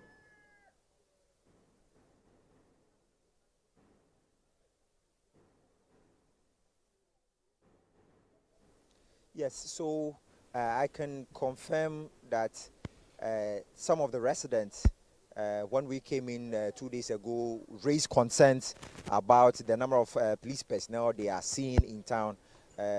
According to them, they feel timid, they feel it's a ploy not to get them out and vote. But the police, severally, they've been engaging in community interactions with them. We've seen both plain and uniform officers engage the community, enter the community proper to engage the people and give them assurance that their presence in town is just for their security and safety.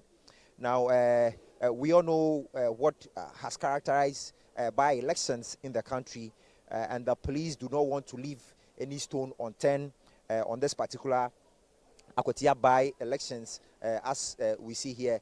They want to go all out. They want to ensure they cover every angle. They want to cover every sector and ensure that they control the area when it comes to security and safety of people in Akwatia. So they've been engaging the residents, assuring them that their presence in town is just for their safety. According to the police, it's their sole responsibility to ensure the safety and security of residents. So they decide the number of personnel that they would need for this particular exercise. And they've been pleading with residents to ensure that they collaborate with them and come out in their numbers to vote tomorrow, Sanda. The military presence, the NPP is accusing Richard Jakpa of the National Security Secretariat of being the one who has brought soldiers to the constituency. At the Coalition Center earlier, we've just seen a video of Richard Jakpa. I don't know if you have encountered him. Has he said anything? Has the police said anything about what the role of Richard Jakpa is in this particular contest tomorrow? Because his name has been coming up since last week.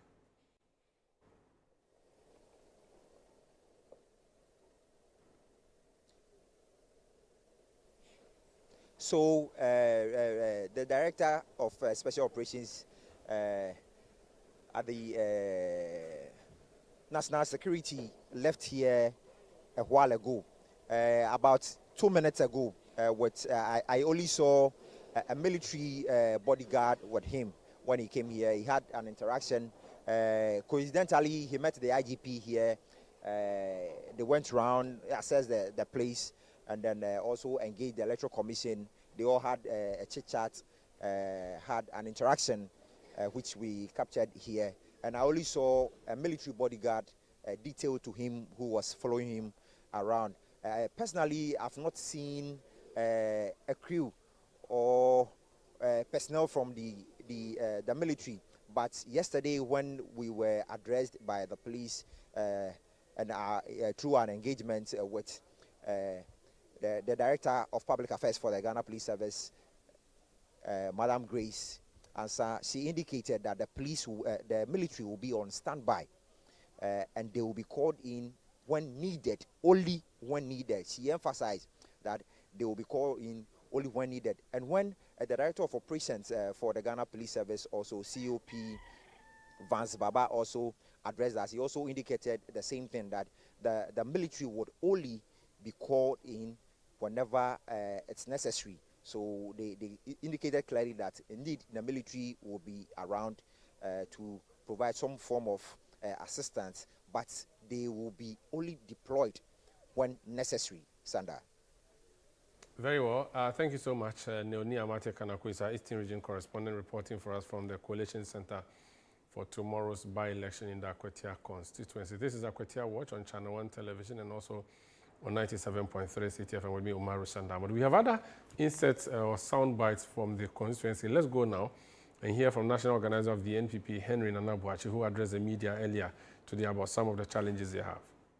We need to have a regional representative and then a national representative, with the greatest of respect to the constituency executives, but the structures must be followed, the optics will be wrong, and we will need the national executives of the NDC to fully commit the NDC to the peace process regarding the Akwatia by-election. Just picking word that the president removed the Chief Justice following the submission of the Article 146 committee reports to him. Frankly, I'm not aware of that. I have not seen it because we are in this meeting.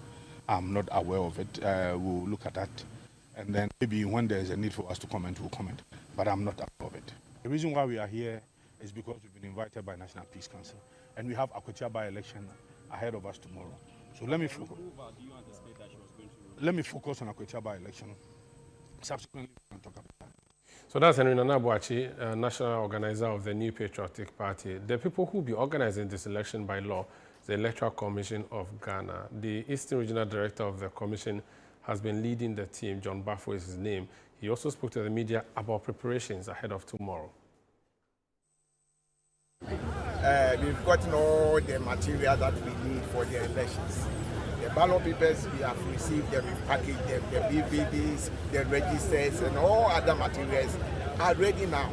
So we are ready for tomorrow, early in the morning, that we do the distribution so that the election will commence as early as 7 a.m.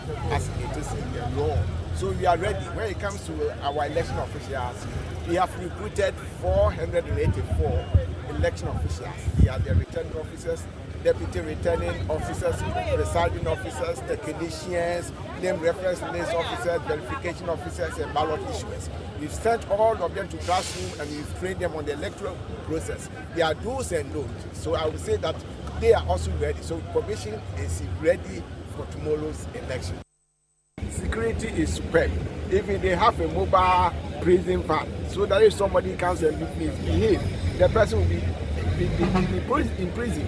So everything is set. At the moment, there's no challenge, and we are not expecting any challenge too, because we've done our homework very well. They should come out in their numbers to vote. Once they are registered voters, it is because of them that we are here. So they should come out in their numbers to vote. They should not be afraid. The security people here are here to protect them. So they should not be afraid. Indeed, 5,500 police officers on the grounds in Akwatia. That's what the Inspector General of Police has said, to ensure that the election is peaceful and event-free. And of course, we do not want to see the kind of thing that happened in Ablekuma not happening. And so that's the assurance. We are told that there will be some armed policemen, some unarmed policemen. We'll see how that will be done tomorrow when the people go to the polls and when the IGP finally deploys the men that he has sent to the constituency for close to a week. He himself has been there. We'll see what he has told us about the strategy, how he has a vehicle that would be used to detain people who they believe are engaging in criminal activities on the election day. Meanwhile, over the weekend, the two parties did their final wrap as they solicit for votes from the constituents of Akwatia in this crucial by-election. The NPP hoping that they would win that seat so they continue to be relevant in the House of Parliament in terms of numerical strength. The NDC hoping to gain that seat to make them extra strong in Parliament in terms of numerical strength. Let's see this wrap of events from the weekend by Neonia Matekanako. On Sunday, the police service staged a show of force along the principal street of Buedia and Akwatia ahead of the September 2 by-election. ACP Grace Akrofi explained that the deployment of 5,500 officers will cover all 119 polling stations across the constituency 21 electoral areas, which have been divided into 9 security zones to ensure maximum safety. The Ghana Police Service has deployed massively to Akwatia, and our objective is to ensure that the election proceeds smoothly and we have a peaceful by-election. We are here to ensure the security of every person in Akwatia, including every person who will go out on the election day to vote. Once again, we want to assure you that if you see our men in town, just remember that we are here because of you. We are here because of your safety. We are here because of your security. As our Director General of Operations informed you the other day, our men are on the ground. Adequate vehicles have been deployed. Our mobile patrol teams are on. The Black Maria is also available. That is our mobile cells. We are here. Meanwhile, Member of Parliament for Ningo Pram and Minister for Communications, Digital Technology and Innovation, Samuel Nate George, has described the upcoming by-election as a humiliating embarrassment for the opposition New Patriotic Party NPP. A humiliating embarrassment for them, that much I can assure you. We are confident that the second election for this constituency that's happening on the 2nd of December is going to be a second endorsement of the NDC's good governance for lawyer Bernard, who is also the second on the ballot paper. So it's obvious. I mean, everywhere you go through town, we did a few church services today. At a point in time, one of the church services, I turned to Mamaga Jifa and asked her, is this a church service or a rally? Because it was separate that the church was dancing to. And what hit me was they said, Mahama Beye. Responding to allegations of vote buying, Sam George criticized the NPP, calling it the National Problem Party, and asserted that the governing NDC should be credited for putting taxpayers' money to good use through nationwide development. Drip equipment were bought to construct roads. In fact, we should be credited that we're putting the taxpayers' money to good use. They bought the drip equipment and couldn't use them. Taxpayers' money, causing financial loss to the state. We're putting the drip equipment to practical use. When we fix the road, and don't worry, even the drip equipment, like I said, they haven't paid for it. John Mahama is going to pay for it because John Mahama fixes every mess of the NPP. But the reality here is, when the road is fixed, do they ask you, are you NDC or NPP before you use the road? That's the problem of the NPP. For them, everything is about blue and white or red and green. But for us, it's about the red, gold, green. Tourism, Culture and Creative Arts Minister and MP for Ketu South, Jifa Abla Gomashi, along with Dome Kwabenya MP, Eli Blim Akolugu, and Sam George all expressed confidence in an NDC victory.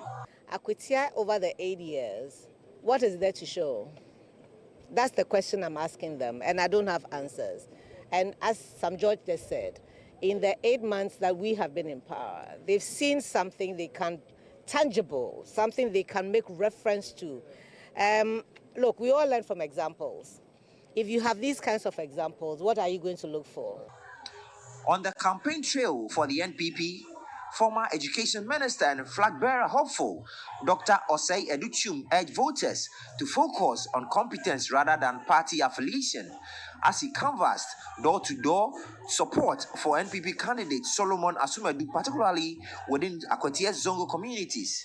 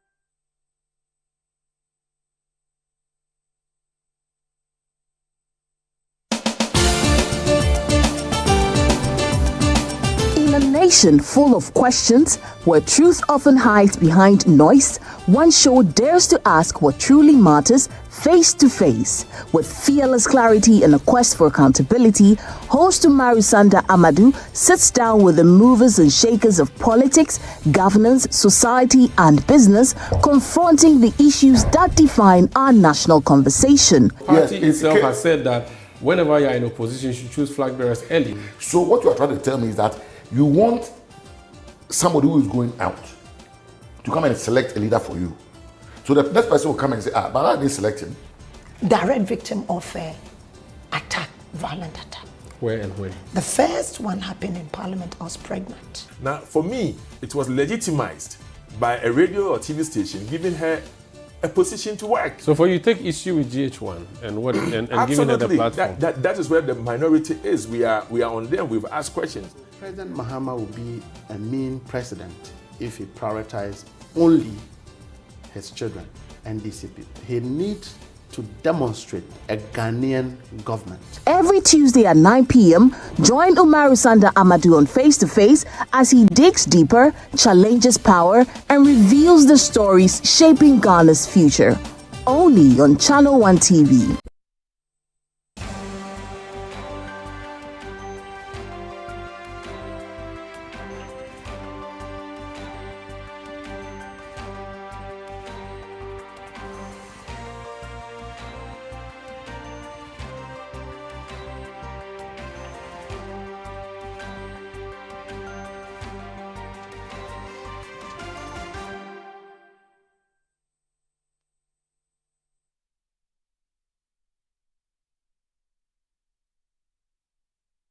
You're welcome back. This is Akwatia Watch on Channel 1 TV and on 97.3 City FM. Tomorrow, by this time, the election should be about close, in fact, maybe almost 4 minutes to the close of polls in Akwatia. And here on 97.3 City FM and on also Channel 1 Television, we promise and assure and guarantee you of nothing but the best coverage of that by-election in Akwatia to see whether it's going to be the NPP's Sumedu or the NDC's Bediaku who's going to carry the day. The two parties have gone to the constituency. They have all gone to convince the people to vote for them. The messages have been clear and crisp, and there have been accusations and counter-accusations. It is a head-to-head race. The Electoral Commission says all is set for the election to go on. The police administration says it is ready to deal with any issues that may arise. He has even done a recce and also done a simulation to show us how it would deal with any eventualities that may arise. The MPP is poised. The NDC is poised. It is the agenda to replace the late NSE Yaokumi, who passed away as Member of Parliament for the Akwatia constituency, and which would have some bearing on the numerical numbers of the two parties in the House of Parliament. My name is Umaru Sanda, and together with my colleagues who are on the field in Akwatia, Sami Wiafe, Charles Ousukomi, Fauzu Masawudu, Neonia Amate Kanakwe, and of course my colleagues here in the office who will be on air. We promise you nothing but extensive and excellent coverage of proceedings tomorrow.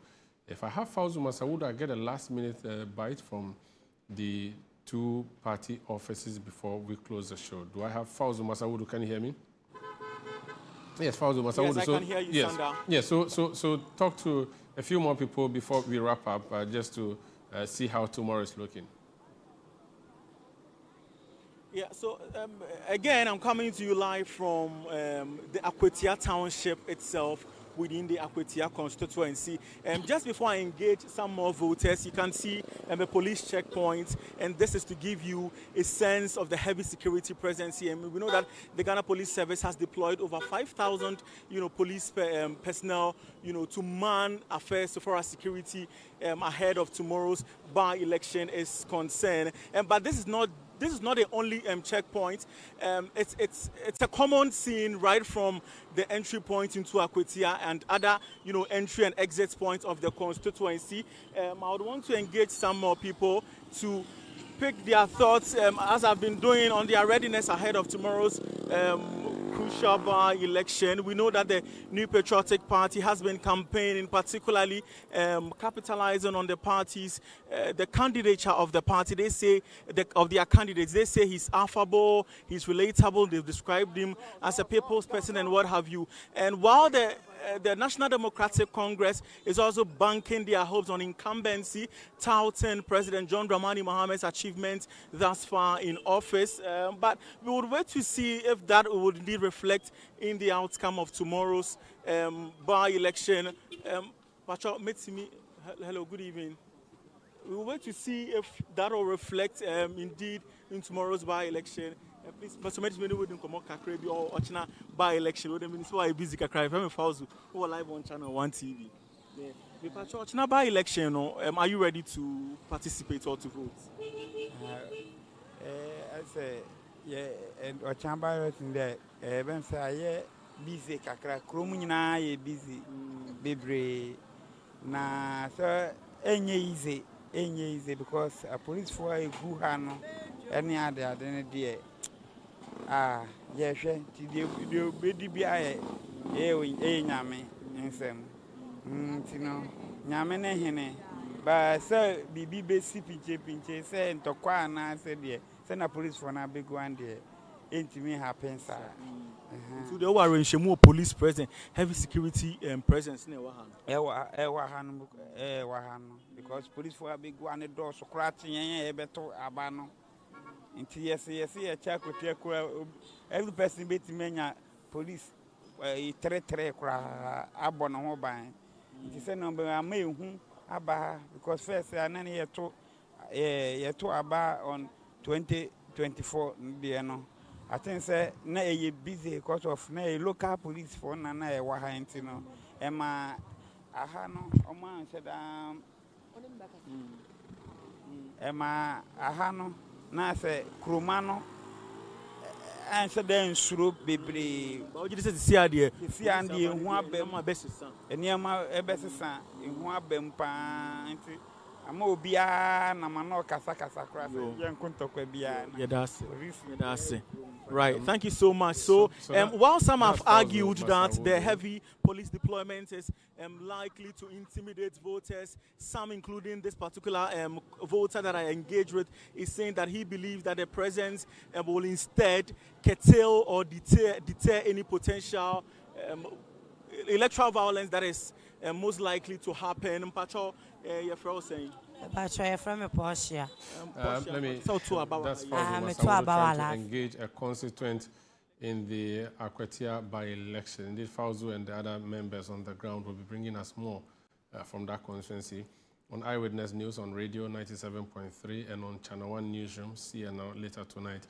We'll be bringing you some more on the Akwatia by-election ahead of the main election that's happening tomorrow. That would be it by way of our coverage today. I will be back tomorrow to bring you more. Please stay with us.